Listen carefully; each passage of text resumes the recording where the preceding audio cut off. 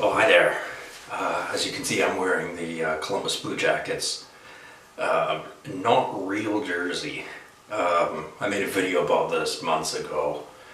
The reason I'm wearing it, and I've taken this particular garment out of the Hall of Shame section of my clothing area, is because a link to a website was suggested by Facebook to me today. It was shopofficialnhl.com. Now this website, I was very skeptical of it right from the start. Although it was very professionally made website, it didn't look cheesy or tacky or anything. It used NHL logos, players. They had all kinds of stuff, and they were doing a clearance, as they were saying. They had items that were 85% off, and offhand, it looks like quite a good deal.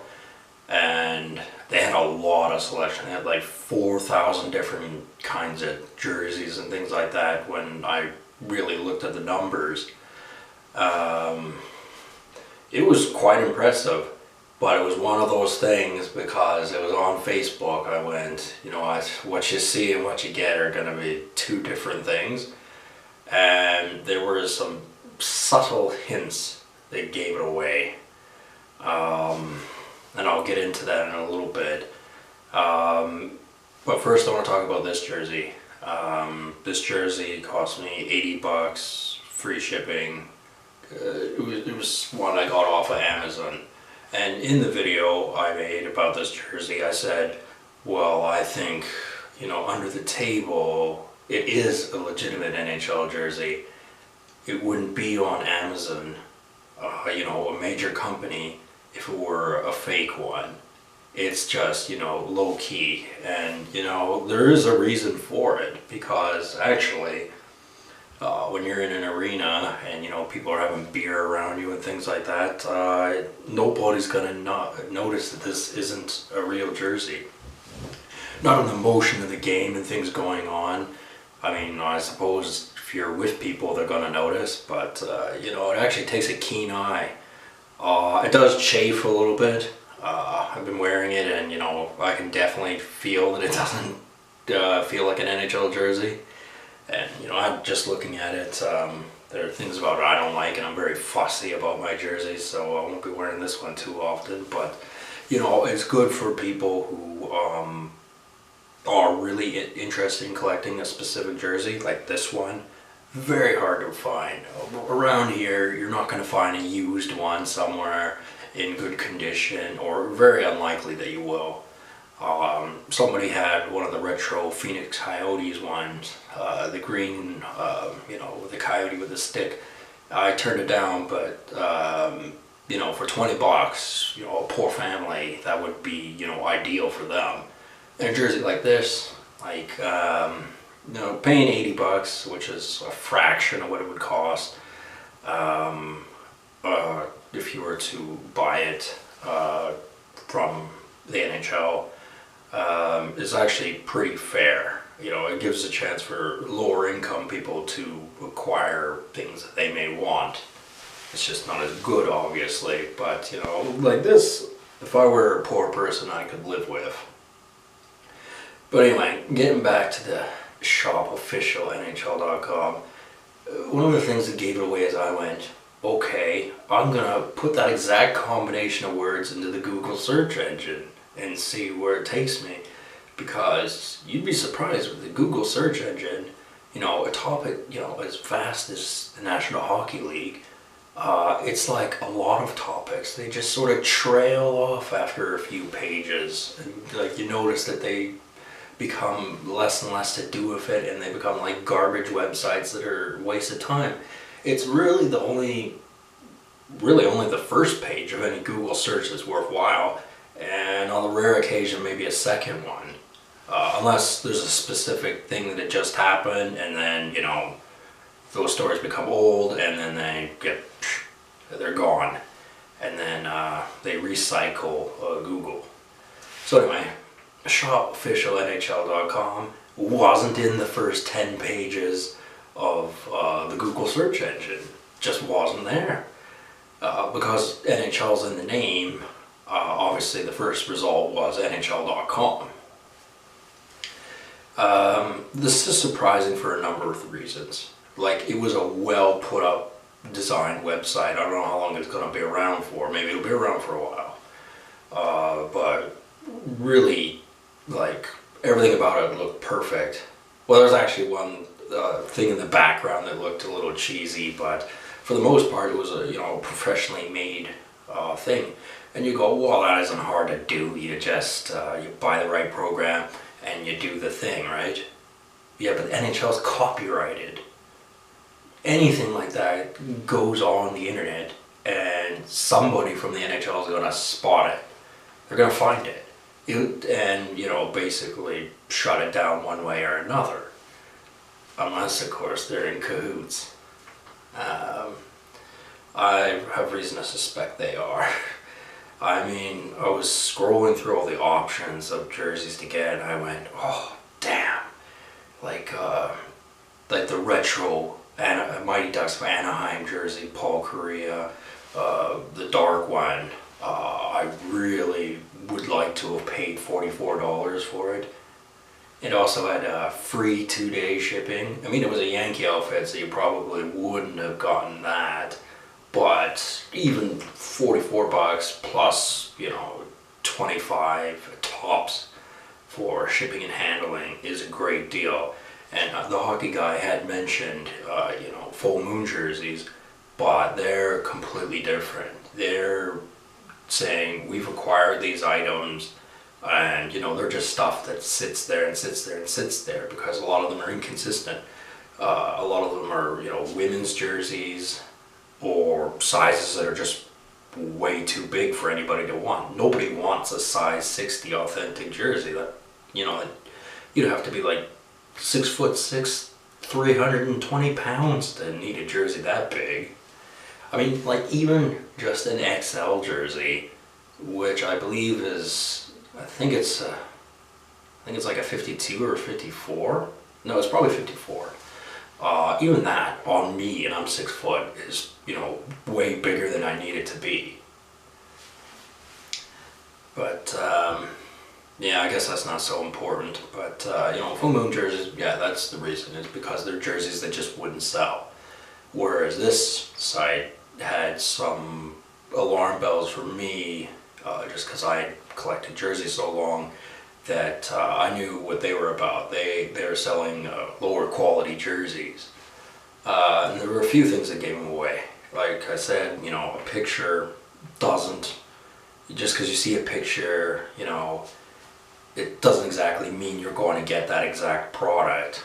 I know with PayPal, you can argue the toss, but I think this one's a little bit higher up the food chain, and I think it'd be more of a problem. And I noticed when you went to the shopping cart, I just went there to investigate. I had no intention of buying anything. I looked at it and went, it's odd because it says free 2-day shipping with the shipping company, I forget what it was, and free returns. And then a little bit lower, when it's describing what the jersey's made of, blah, blah, blah, blah, blah, usual sort of things, it says customized jerseys cannot be changed or cannot be returned, blah, blah, blah. And I went, hold on a second. None of these jerseys are customized by me. I didn't pick out any of these things. I was looking at them and going, well, customize, all customize means is to modify something, but as a customer, you think of, when you think of customize, you think it's you making the decision to have something that's a little bit different. Maybe you wanted to put a C on a Patrick Kane jersey or anything, but no, it's them that decides. So automatically in the wording, it's saying that the jersey is already customized because you're ordering it from them. And they're the ones who decide that. So therefore, the free return thing, that's not happening. That's a lie. And you know, the prices just didn't add up. Like, the regular price for a jersey was 140 bucks. Like, I'm talking like brand new. Even the Adidas jerseys, they were saying were 140 bucks. And I'm going, you know, that doesn't sound right. They're never that cheap from, you know, an official NHL salesperson or site. They're just not. And, you know, another thing that gave it away is I was looking at a Columbus Blue Jacket quite similar to this one, and I could see on the little tag on the back, made in Canada. But guess what? Replica jerseys are made in Indonesia. They're not made in Canada. The, you know, obviously the authentic and the vintage jerseys are still made in Canada. Depending on which ones you get, of course the authentic Adidas are made in Indonesia, but the old authentics used to be made in Canada. Like I have a Florida Panthers, that's made in Canada. Years ago I bought it. And you know, all the vintage jerseys I have, the Dallas Stars, the LA Kings, they're all made in Canada. So that, you know, immediately you can see that they're lying, because the Adidas jerseys, the authentic ones, are made in Indonesia. It's no longer a Canadian thing, and that's what, you know, kind of I don't like about Fanatics taking over CCM, is that, you know, they're just going to ship all their operations out to Asia. And, you know, some people really care if their stuff is made in Canada. Some people really care. It's just odd because, as I said, this was a suggested thing on my Facebook. Not even on the side with the news or anything like that. Sometimes you'll get, you know, adverts on Facebook, and I'm not even talking about on your cellular phone, I'm talking about just going on it, where you get ads for A&W, or in my case, Shop, Official NHL, and you know, it had a picture of that dude on it. He was in Bones, the lead guy in Bones. I forget his name. He's like a nosebleed nobody actor. He's been in a few things, but he's, you know, never made it real big. But, you know, him being associated with that, to me, says he has dealings with the NHL. I mean, why wouldn't he? Because, you know, it is a big money-making machine. And, you know, he's low-key, not extremely rich actor. So, you know, I can see why he put his 2 cents on it.